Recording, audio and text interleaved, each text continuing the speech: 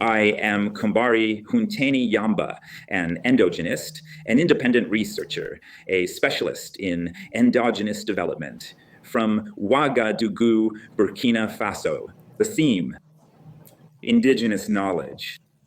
What does that mean? What do we mean by indigenous knowledge?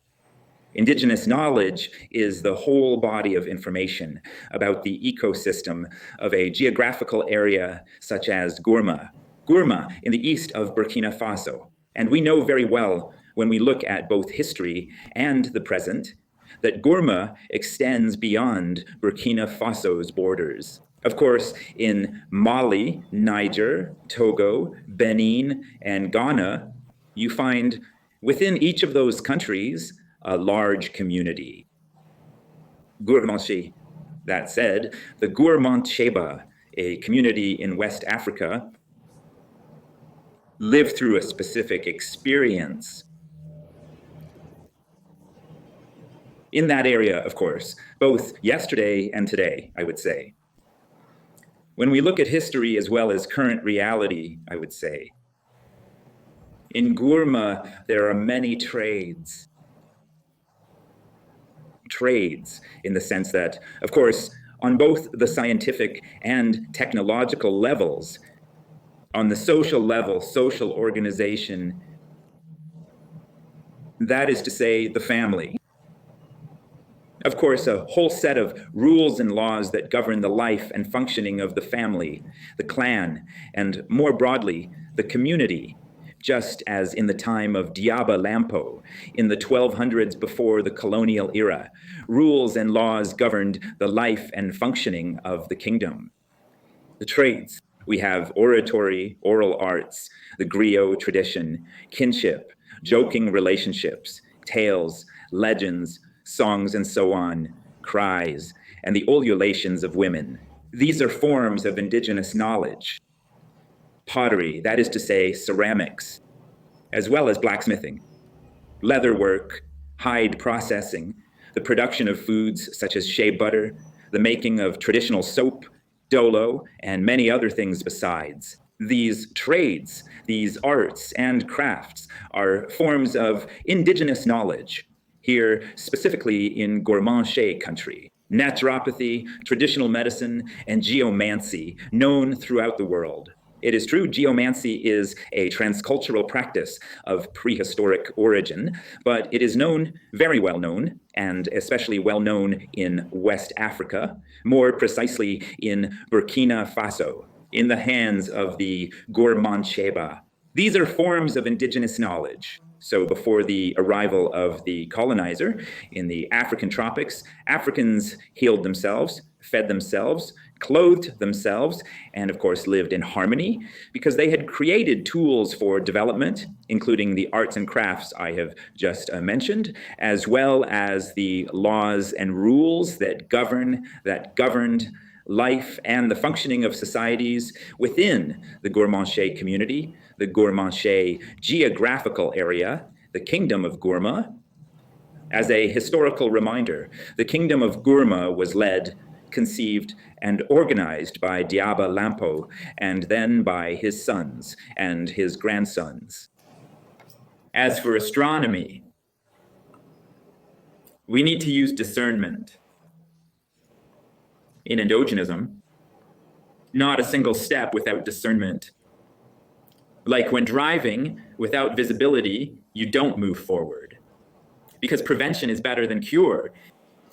That being said, astronomy can be understood in two ways. The first understanding is in the metaphysical spiritual sense. That is, the sense that speaks of the influence of the stars on man's destiny. That is the first understanding. The second is the scientific understanding, meaning the rigorous study of the stars. The stars, the bodies beyond, above the earth, above the atmosphere. As for astronomy in Gourmanchê country, in the metaphysical spiritual sense, here, Which heavenly bodies do we observe?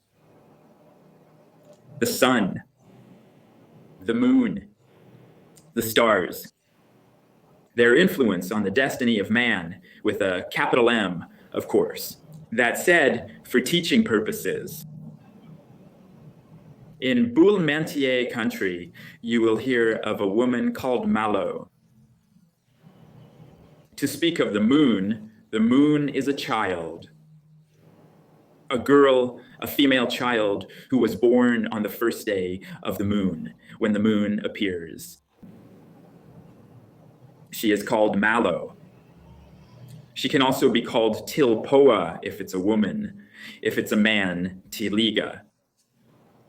Tilo, the moon. It is also called Malo.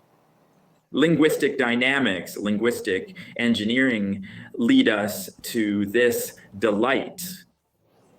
That being said, the influence on the cultural, metaphysical, spiritual level, I was going to say, therefore, the moon. On its first day, when a woman gives birth to a child, as stated above, if it is a girl, she is called Malo. She can be called Malo or Tilpoa. If it is a boy, Tiliga, to say that he was born on the first day of the moon when it appears. Also in geomancy. It is carefully studied. That is to say, the position of the sun is taken into account in certain cases for specific studies. And the sun in the morning, the sun on the horizon, the sun at its zenith, the sun around 1:30 or 2 o'clock p.m., the sun at 4 o'clock p.m., the setting sun. In Boulmentier country, there are actions to take or not to take, of course, depending on the position of the sun. And when we inquire, when we go deeper, we know that the human being is one of the links in the solar system. It is a microcosm within the solar system. The Earth, a macrocosm. The sun, a macrocosm. The moon, a macrocosm. I was going to say the stars, a macrocosm. We know that man represents an infinitesimal part of the solar system. And looking at it scientifically and spiritually, we will say the elements of a system. Because the solar system, of course, the solar system is a whole, of course, of bodies, not to mention macrocosms and microcosms. And we know full well that in the system, all the elements are interconnected, interrelated, and we will say, influence one another. That being said, on the metaphysical spiritual level in Boulmentier country, all these stars, all these celestial bodies above the earth, above the atmosphere, have a cultural, metaphysical, spiritual influence on man, on man's destiny. So there you have it, summed up in the astronomical sense, what is meant when we speak of astronomy in Boulmentier country, in summary form, not to say in condensed form, pedagogically and andragogically. About agriculture. It's a vast, holistic field, but it's understood as the whole set of human activities that involve cultivating the land and raising animals in order to produce food.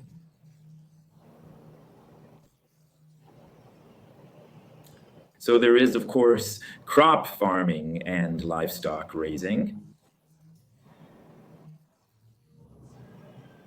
When we talk about agriculture or even the rural world, in some countries they say Ministry of Rural Development, Livestock and Agriculture, to refer in a word to crop production and animal production. That being said, in Bourlemondier country, it's true back then, considering what we know and how the world has evolved, everything in agriculture is dynamic. Livestock raising had, I would say, a cultural purpose, of course, for the use of animals, for rites and rituals, for family consumption, and many other things in a diplomatic sense. Diplomatic in the sense that when you have a certain number of animals, certain kinds of animals, you can use them to create, to weave friendly relationships. Oh, yes, of course. To welcome a stranger, a bull, a sheep, a goat, a guinea fowl, a rooster, and so on. That creates, that strengthens social relations, relations, even human ones, of course. And culturally, certain kinds of animals are used according to their coloring, of course, in order to carry out rituals, to handle offerings. That said, in agriculture, there are a number of plants, cereals, and so on. I was going to say, also all tubers, in a word, everything that grows under the ground, cassava, as we know it, yams, and sweet potato, a number of tubers, a number of products that, in a word, are produced underground, such as ground peas, peanuts, and so on. Cereals, most of them, of course, above ground, like millet, small millet, for example, and so on.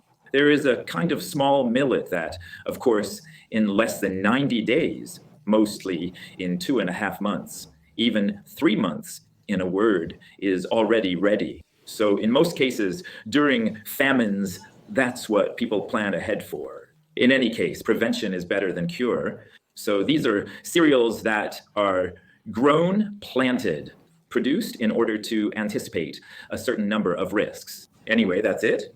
In a word, as for agriculture, before the advent of, well, to speak about the dynamics of life, the idea of ranch crops, cotton, and a number of other agricultural products, namely sesame. Today we use them culturally, we consume them as food, we use them, in short, economically. And it's true, cotton is one of a number of agricultural products that we produce today, and soybeans are a ranch crop. Sumbara is made from them. And at the broader, I would say, agricultural level, there is nere and tamarind, and also the shea tree. But mostly it's nere. You put nere seeds in the ground, and before long, they become trees. And it's used, people turn to it for naturopathy. The product, nere, we know its many uses, its many practical uses, you could say. That said, in general and in specific terms, agriculture as a whole is something we use for nutritional consumption. We rely on agricultural products, meat and cereals, tubers, and everything we produce through agriculture to be able to heal ourselves, feed ourselves, and economically to flourish, to enjoy social well-being, autonomy, and sovereignty. We can't talk about peace without an economy. Without an economy, there is no peace, in the sense that people need food and the bare minimum in order to live and survive. That said, agriculture in its cultural dimension, I would say, in its social and economic dimension, we know very well that in the past, in times of cultivation, there were situations where people asked the neighbors, "Come help me on such and such a day. We're going to work the land." And that gathering is cultural, it's social, and who knows what else. So on the cultural level, as on the metaphysical spiritual level, as on the economic level, agriculture in Burkina goes beyond what we see and beyond subtraction, beyond abstraction, I should say, reaching into social relationships, spiritual relationships, metaphysical spiritual relationships, I should say. Agriculture is multifunctional, multifunctionality, I should say. Medicine. As for medicine in our African tropics, more specifically in Burkina Faso, and even more specifically in Gourmanchê country medicine. Here we are talking about naturopathy. Naturopathy, what does that mean? Naturopathy is nothing other than beyond the established frameworks. I was going to say beyond academic definitions. Naturopathy is understood as the ability to care for oneself, to treat, to heal ailments by natural means in Boulmantier country. We know a great deal about it. Of course, through the hunters. In the historical and cultural sense, medicine, naturopathy, was born and developed in the hands of hunters because they were far from homes, from family compounds, far from inhabited and habitable places, of course. Well, that is to say, far from the village compounds. They came up with initiatives. And in Africa, we spoke and still speak with the trees. We speak to the trees. We speak with nature. We speak to nature. We understand because the universe, nature, is a set of codes, and whoever masters those codes knows something about it. From subtraction to the manifestation of subtraction, and we observe the manifestations, the effects of abstraction. Such is the law of nature, the natural dispositions. And what else can I say? In Boulmantier country, traditional medicine, naturopathy, is an important fundamental link in the life of every being that has just come into the world. From the fetal stage, from the pre-fetal stage, from early childhood. Intrinsically, the human being is within education. In terms of education, we always turn to traditional medicine in the broad sense, in the narrow sense. In a word, in summary, naturopathy is, once again, a whole set of material and immaterial means that human beings use to care for themselves, to be able to heal from ailments. And telemedicine, we cannot finish without talking about it, because young people today, when they are told about telemedicine, people start asking questions. It's witchcraft. They call it all sorts of things they speak of. Some of those terms are frightening. Well, they use terms whose knowledge, whose mastery escapes them. And there you have it, a communication problem. A communication problem is an illness. That being so, to heal from it, we will have to turn to discernment. In other words, know the substance of the terms, the meaning of the terms we use, depending on the context. And as they say, a word only has meaning in a precise context. A word or an expression without context is nothing but a pretext. That being so, in a word, in Boulmantier country, naturopathy is the oxygen, is the aura, of course, that animates and protects the life of human beings of every age. As for the responsible management of the environment in Boulmantier country, as an educational and andragogical reminder, our societies were and still are governed by the cultural code and customary law. No aspect of it, no component, no element of the material or immaterial environment was used without respecting the cultural code and customary law. That is what young people must internalize today and bring into their daily attitudes. Otherwise, we are bound to disappear when our roof runs into trouble. The environment, our roof. The environment. What does the environment mean? Beyond the provisions, beyond academic definitions, the environment is nothing other than the whole of everything around us on the tangible and intangible levels. So the components, the elements of the environment in their material and immaterial dimensions. In short, it is the whole that makes up our environment. Responsible environmental management.